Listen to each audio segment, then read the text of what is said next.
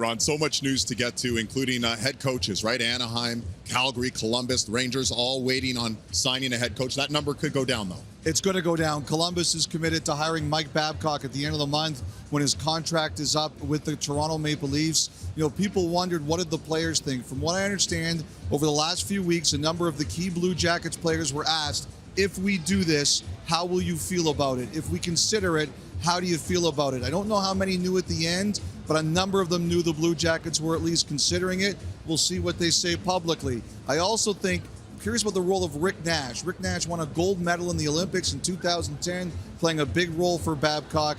I think he played a role in this conversation as well. All right, meanwhile, the Maple Leafs, Sheldon Keefe, what about his future? No confirmation from either side, but I believe the Maple Leafs and Sheldon Keefe have now met twice since Brad Treliving was hired as GM. I think it's going to be this, Dave. Assume if he's back, I think we're in a situation where they won't go in with him in his last year. I think there will be an extension if he returns as coach of the Maple Leafs. And you mentioned Brad Treliving. Oh, yes. Yeah. I do think his tour to speak to players is going to begin soon.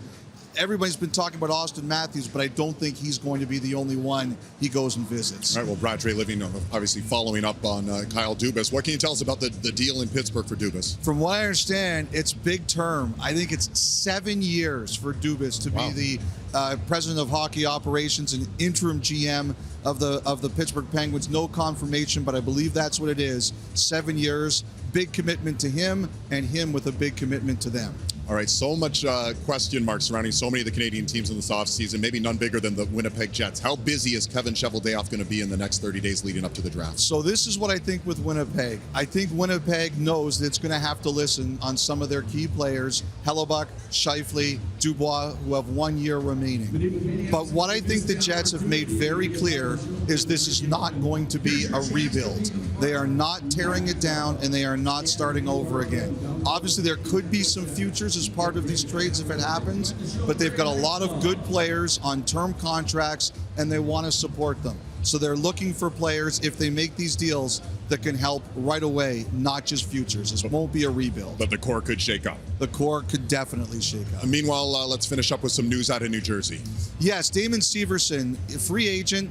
The Devils made the decision to keep him for the deadline. Look, they wanted to go for the playoffs. They won a round. I think we all understand the decision.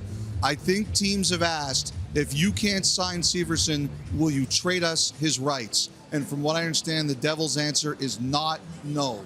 So this is something to keep an eye on. All right, those are your headlines. Ron, to you. Excellent, DA. A wild second period there for Adin Hill, and really a wild game for him as 2 posts and a crossbar factor in here like Vegas. The bars, Adin, and a betting. Take a short break and come back with more of our coverage on Hockey Night.